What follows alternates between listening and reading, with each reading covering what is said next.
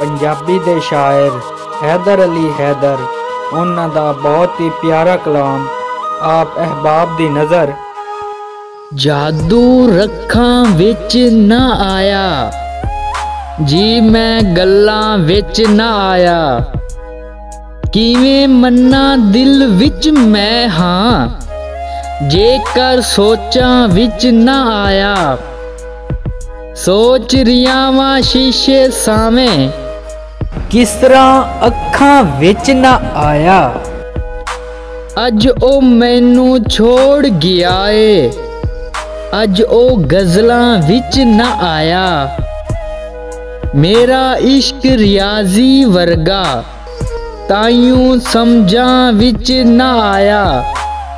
मैं पैरां दा पक्का रहा ओदियां चालां विच ना आया। रूह ने मत्था चुम्या हैदर जुस्सा सदरां विच ना आया।